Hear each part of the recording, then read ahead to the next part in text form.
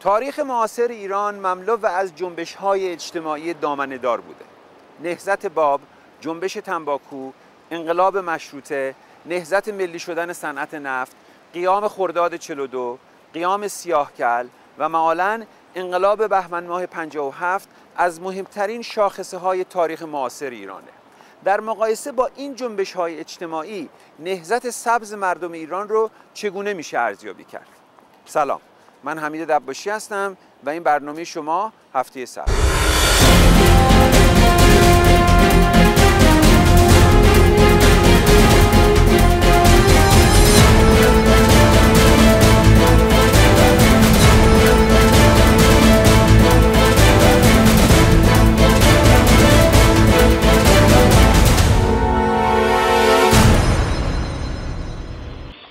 بخوان هم درد من هم نسل و همراه، بخوان شعر مرا با حسرت و آه.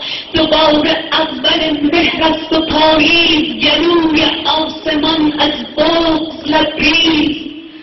منو میزی که خالی مانده از تو، منو میزی که خالی مانده از تو و گلهایی که پژمرده سر میز.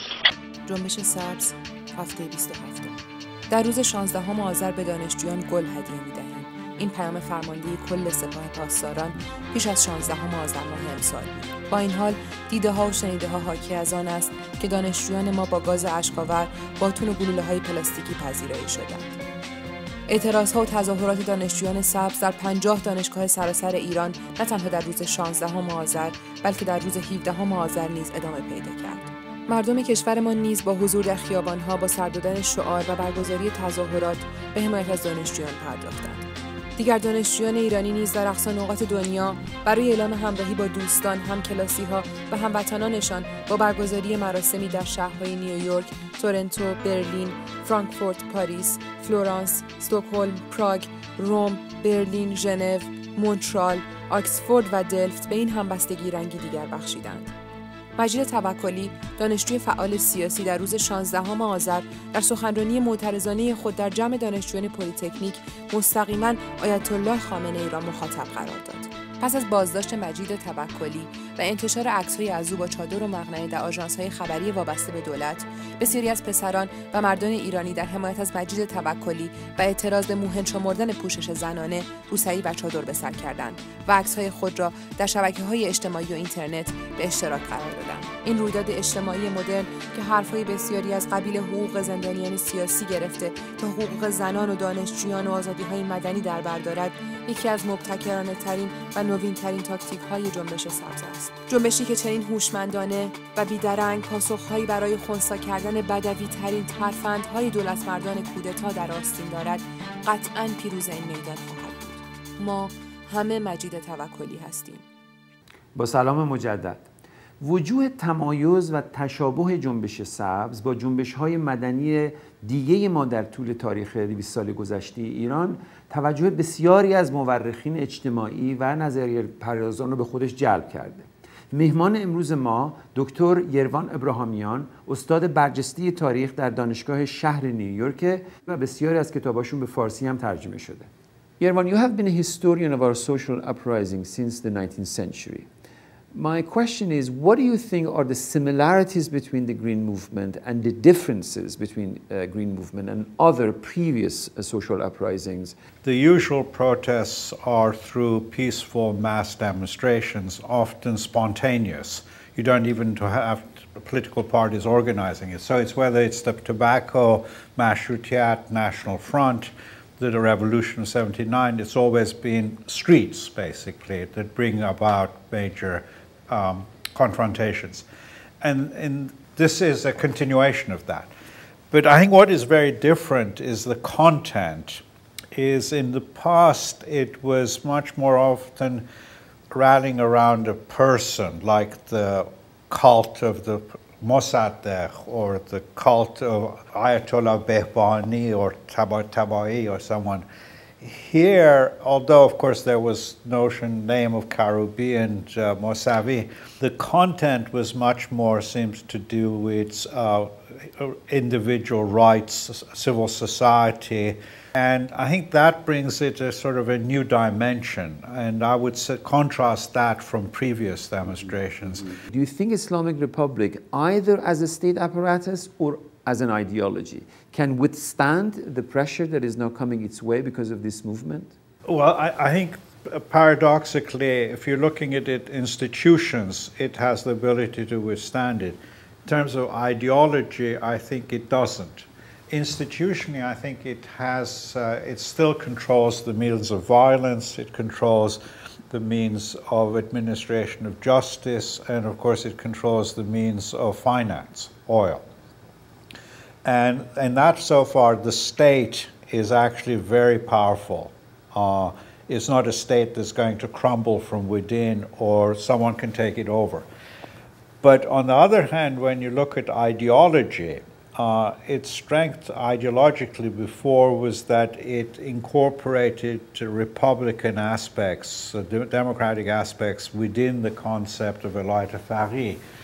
And with the removal of that after the last election, with the Republican side basically flushed down the toilet, then when it becomes purely a question of divine right of the Faqih, that is lost, I would say, from 89% of the population to about 20–25%. So that in terms of legitimacy, it's much, of course, it doesn't have it. But of course, the trouble is regimes can last a long time without legitimacy as long as they have power. So time will show whether that will work. What's your assessment of, in terms of the social and class foundation of both the regime and the opposition inside Iran? Well, I think at first with the reform movement, it obviously started among professionals, educated, university. So you could say it was middle class. I think once the electoral campaign took off, it overcame that basically barrier, became a much more nationwide support and got a lot of support from urban working class, trade unions, peasantry, so that by the end of the election, I would say it was cross-class.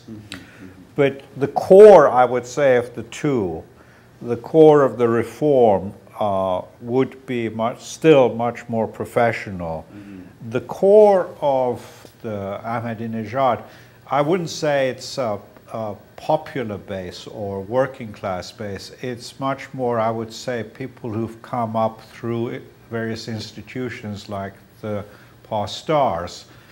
Now, some of them come from lower middle class or from the bazaar, so there's a cultural difference between them and professionals, but I wouldn't simply put it that they represent that whole mass of lower middle class or bazaar, but elements from that sector. I would also like to know your take on the external pressure that is coming towards the Islamic Republic in terms of the geopolitics of the region, superpowers, Israel, United States. There is this external pressure on the Islamic Republic while this green movement is going on. What do you think is the dynamics between the two? I think the pressure from outside, of course, during the Bush administration was ready to put enough pressure to have regime change. They weren't sure how it would do, but the idea was if there was enough, basically, foreign pressure, axis of evil speech, and so on, there would be a collapse of the regime. That's the neocon, I think, line. The Obama administration is, I think, much more practical, pragmatic. They're not thinking or talking about regime change. And they would actually be reluctant to even put pressure on the regime. Their interest is getting some sort of agreement on the nuclear issue, to the point that they're willing to put the human rights issue on the side burner, because from their point of view, the nuclear issue is the most important. But the question is, if Iran is not forthcoming on the nuclear issue, then, of course, policy in Washington is going to change drastically, and then they could become much more eager about various types of pressure. Then, of course, we're back into the old situation. Thank you, Ervand, for joining us.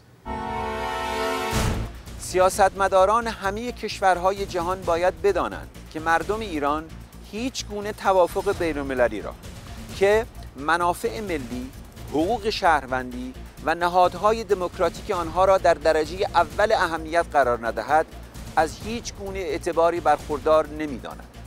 آقای اوباما به خصوص با هزاران امید و آرزوی جوانهای آرمانگرای امریکا به کاخ سفید راه پیدا کرد.